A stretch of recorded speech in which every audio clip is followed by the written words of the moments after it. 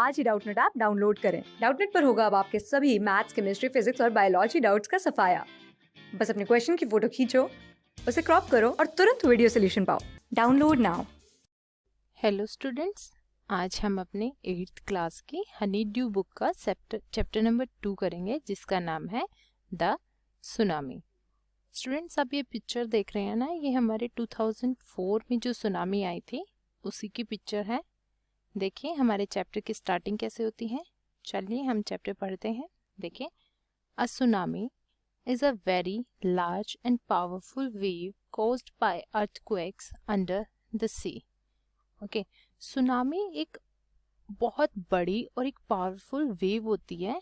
पानी की वेव्स होती है ना, लहरें, वो उसको बोला गया है कि बहुत बड़ी बड़ी और बहुत पावरफुल वेव्स होती हैं जो कि सी के अंडर से अर्थक्वेक्स की वजह से वो आती हैं।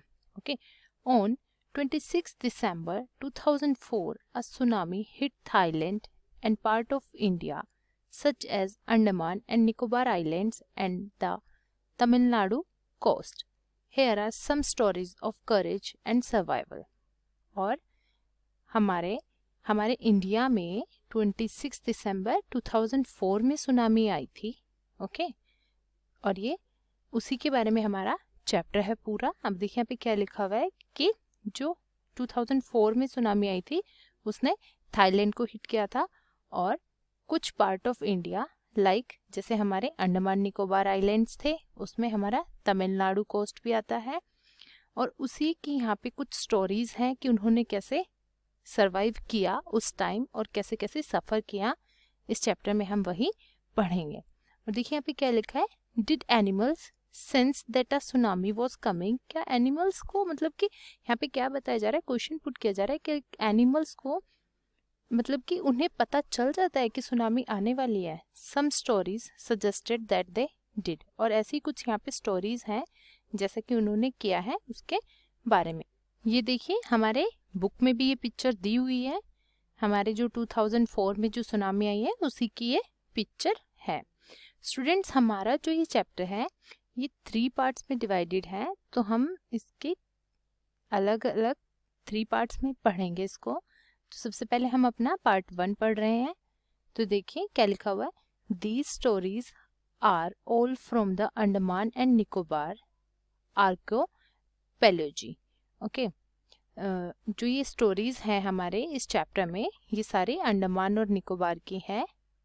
आर्कियोपेलॉजी क्या होता है, a group of many islands and surrounding sea. Archipelago किसे कहते हैं, जहाँ पर बहुत सारे आइलैंड्स हो और उसके चारों तरफ सी हो। ओके, उसी के बारे में यहाँ पे हमें कुछ स्टोरीज दी गई हैं जो कि अंडमान निकोबार के हैं। उन्हीं स्टोरीज को हम अपने इस चैप्टर में पढ़ेंगे। देखिए, igneous was the manager of a cooperative society in कैचल।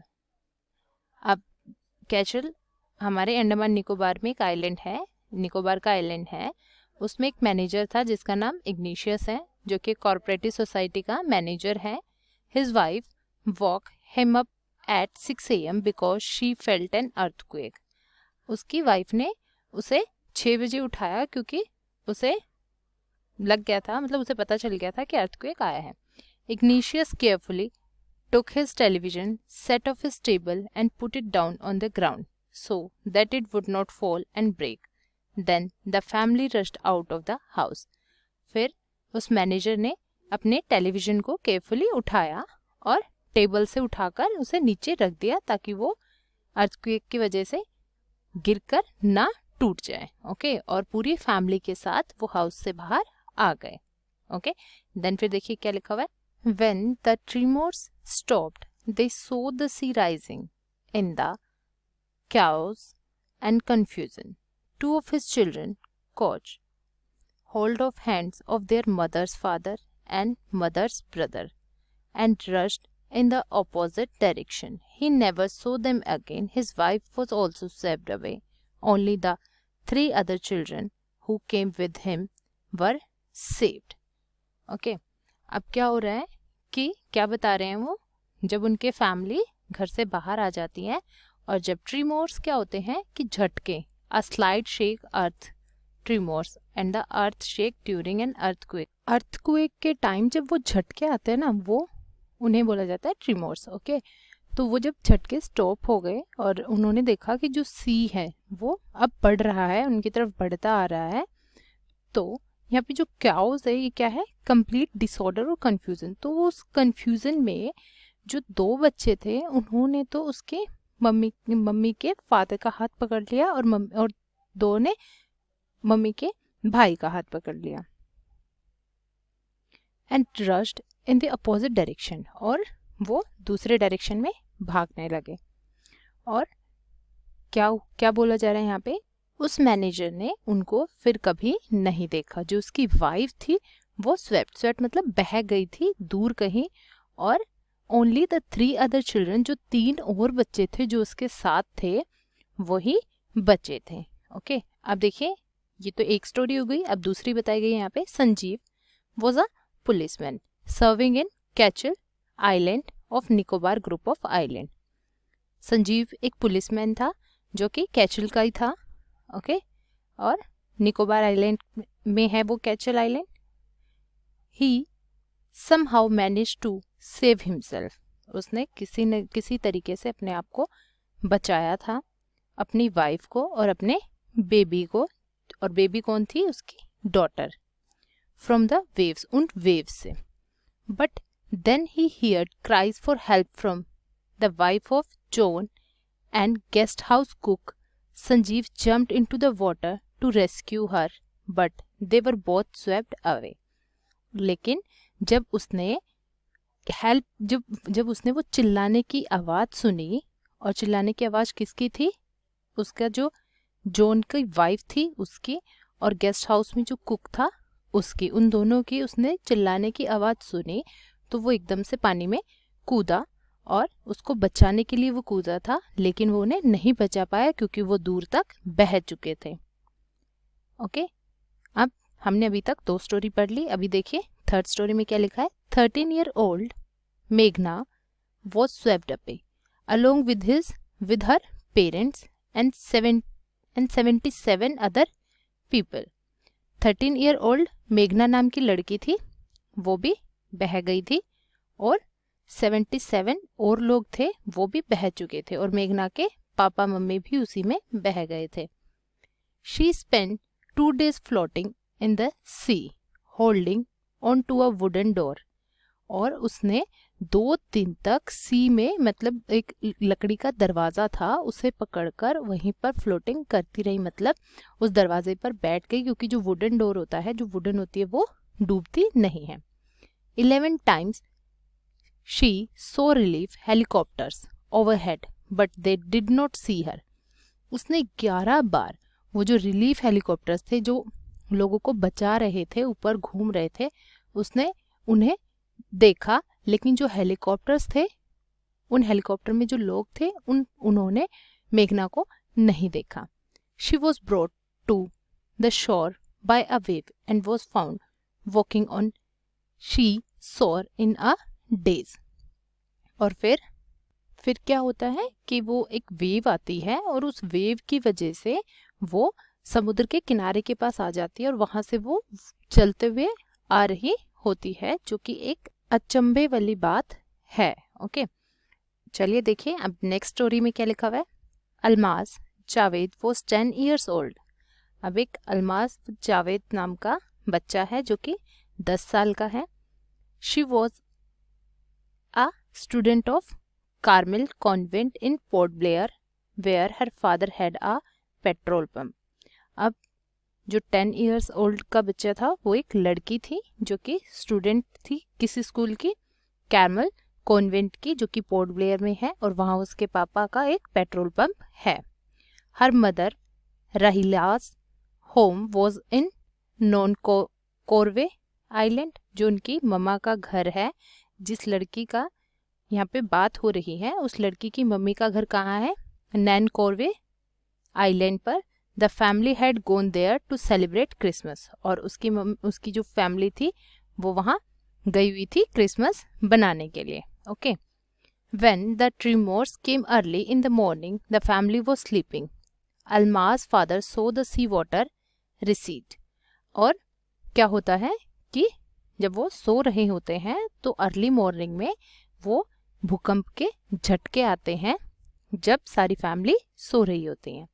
तो जो अल्माज के फादर हैं वो देखते हैं जो सी वाटर है वो रिसीड मतलब क्या होता है कि move back from where it was, और जो कि जिस जगह से समुद्र का पानी था ना वो पीछे बहने लगा था। He understood that the water could came rushing back with great force. He woke everyone up and tried to rush them to safer place. और उसे पता चल गया था, उसके पापा को, वो समझ चुके थे कि जो वो पानी पीछे जा रहा है वो क्यों जा रहा है, ताकि वो वापस आए और पूरे फोर्स के साथ वापस आएगा। तो उसने सभी को उठाया, जगाया और कहा कि वो किसी सेफर प्लेस पे चले जाएं। As they ran, her grandfather was hit on the head by something. He fell down. और जैसे ही वो भागना स्टार्ट करते हैं तो एकदम से उसके ग्रैंडफादर, उनके दादा के सर पे कुछ लगता है और वो वहीं गिर जाते हैं। Her father rushed to help him. Then came the first giant wave that swept both of them away. और उसके पापा उसको बचाने के लिए जाते हैं। किसको बचाने के लिए जाते हैं? उसके दादा को। लेकिन क्या होता है, एकदम से एक वेव आती है बड़ी सी और दोनों को साथ में बहकर ले जाती है। अब देखिए क्या हुआ फिर। Alma's mother and aunt stood clinging to the leaves of a coconut tree calling out to our. अब जो अल्मा की मम्मी है और उनकी आंट है, जो उनके आंटी हैं, वो उसको बाहर निकालने के लिए कोकोनट ट्री की पत्तियों की मदद से पकड़कर उसे बाहर निकालने की कोशिश कर रही थी। इतनी देर में क्या होता है देखिए, a wave uprooted the tree and they too were washed away. और जो पेड़ था वो भी पूरा निकल जाता है। उस वेव, एक वेव आती है और उस वेव की वजह से वो पूरा पेड़ बाहर निकल जाता है और वो सारे उसमें बह जाते हैं।